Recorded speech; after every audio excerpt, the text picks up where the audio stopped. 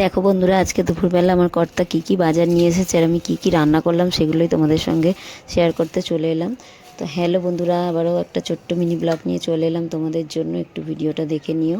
তো দেখো, কাঁচকলা এনেছে, পাট শাক এনেছে, বেগুন এনেছে, নিম পাতা এনেছে, এদিকে ঢ্যাঁড়স এনেছে, পেঁপে এনেছে, এদিকে টমেটো এনেছে, ক্যাপসিকাম এনেছে, লেবু এনেছে। তো প্রায় সব রকমই বাজার, প্রায় অনেক রকমই বাজার নিয়ে এসেছে। তো এগুলো এখন সব কিছু তো আর রান্না করব না। তো আমি আজকে রান্না করব কাঁচকলা দিয়ে, ডাঁটা দিয়ে, পেঁপে দিয়ে, আর জ্যান্ত মাছের ঝোল। জ্যান্ত মাছ নিয়ে এসেছে, আমি ভাত বসিয়ে দিয়েছি। তো ভাতটা দেখো আমার হয়ে গেলে এবার মাছ টাছগুলো ধুয়ে টুয়ে নিয়ে তো তরি তরকারি কেটে নিয়ে গুছিয়ে নেব। তো মাছটা এই যে চারাপোনা মাছ নিয়ে এসেছে, জ্যান্ত মাছ। আর চারাপোনা মাছ একদমই আমার ছেলে মেয়ে খায় না, খেতে যায় না। তো ওদের জন্য আমি ডিম ভাজা করে দেব।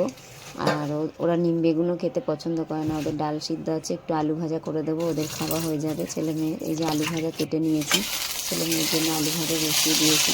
আর আলু ভাজাটা এতটাই প্রিয় আমার ছেলে মেয়েদের, ওদের রুটির সাথেই দাও আর ভাতের সাথে, ওরা কিন্তু খুবই ভালোবাসে। আমার দুটো ছেলে মেয়ে আলু ভাজা খেতে খুবই ভালোবাসে। তো আলুটা ভেজে নিয়েছি, আর এদিকে আমি দেখো কড়াই বসিয়ে দিয়েছি নিম বেগুন করবো বলে। তো আমি এখন কড়াইতে তেল দিয়ে দেবো। আর এই যে নিম পাতা দেখছো, তো নিম পাতা দিয়ে নিম বেগুন করবো। আর এই যে মাছ ভাজবো, মাছটা ধুয়ে নুন হলুদ মাখিয়ে নিয়ে আমি এই যে মাছটাও ভাজা করে নিই। আর এদিকে আলু ভাজা হলে এই কড়াইটাতেই নিম বেগুন বসিয়ে দেবো। আলু ভাজা প্রায় হয়ে এসেছে, আলু ভাজাটা আমি এবারে নামিয়ে নেব। আর দেখো, আলু ভাজা দিয়ে ছেলে মেয়েকে আলু খেতে দিয়ে দেবো ডিম ভাজা দিয়ে। আর এই যে বললাম ডাল সিদ্ধ আছে, ডাল সিদ্ধটা গরম করে নেবো। এবারে মাছটা ভাজা করে নিই, মাছটা ঝোল করতে হবে না, করে খুব জোরে খিদে পেয়ে গেছে, খুব তাড়া লাগে দুপুরবেলাটা। ছেলে মেয়েকে আগে খেতে দিয়ে তারপরে আবার কষ্টকে খেতে দেবো। কারণ ওই মাছ থেকে বাড়িয়ে চলে এসেছে, রান্না করতে চলে গেছে।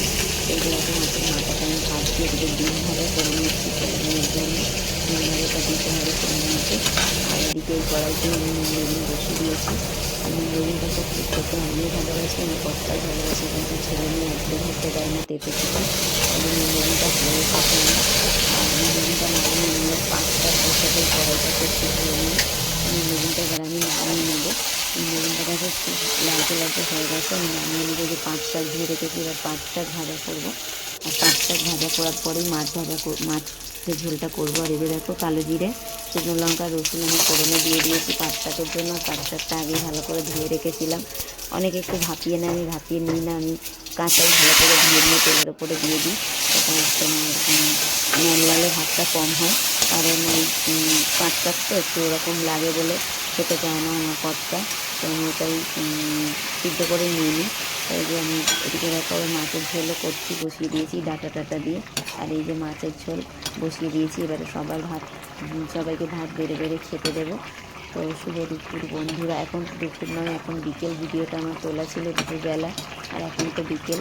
তো টাটা বন্ধুরা, সবাইকে শুভ বিকেল, সবাই ভালো থেকো। আবারও দেখা হবে অন্য একটা ভিডিওতে। Tata, by.